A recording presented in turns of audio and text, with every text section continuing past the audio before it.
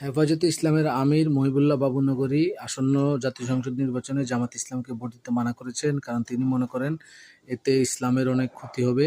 তো এর ফলে নানাজন নানা রকমভাবে কথা বলছেন যে তারা একসময় সনদ কওমি জননী বলেছেন শেখ হাসিনাকে, এবং অনেকে বলতে যাচ্ছেন তারা বলেছিলেন যে ২০০ বছর তারা ক্ষমতায় থাকুক। আসলে এই বিষয়টা আজকে আমরা দেখব। আসলে কওমি জননী বলেছিলেন রুহুল আমিন গওহরডাঙ্গার, তিনি আওয়ামী লীগের থেকে নমিনেশন পদপ্রার্থী ছিলেন। তিনি আসলে এটা কোনো হেফাজতের কোনো বিবৃতি ছিল না।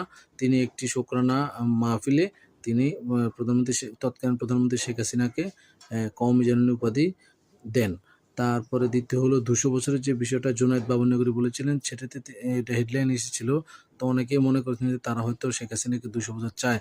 আসলে বিষয়টা এমন না। তারা বলেছিলেন হেফাজতে ইসলামের আন্দোলন কোনো রাজনৈতিক আন্দোলন নয়। যে কোনো সরকার পতন আন্দোলন নয়। যে কোনো সরকার ১০০ বা ২০০ বছর থাকুক, আমাদের কিছু যায় আসে না। তবে ইসলাম নিয়ে ছিনিমিনি খেললে আমরা মেনে নেব না। আরেকটা কিন্তু এই ২ টা ন্যারেটিভ, যে কওমি জননী বলেছে হেফাজতে ইসলাম এবং আরেকটা ন্যারেটিভ যে ২০০ বছর রাখতে চেয়েছে, এগুলা আপনারা এই যে আমার অ্যাটাচকৃত ছবিতে দেখতে পারতেছেন।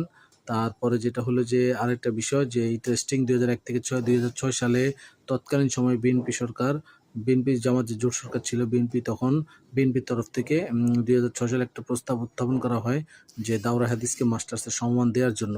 কিন্তু সেইখানে জামায়াত ইসলাম বিরোধিতা করে, এবং এটার একটা রিপোর্ট কিন্তু আপনারা এখন অ্যাটাচমেন্টে দেখতে পারতেছেন। ঠিক আছে? সামনে ভোটের রাজনীতি, জোটের রাজনীতি, অনেক জটিল সমীকরণ আছে।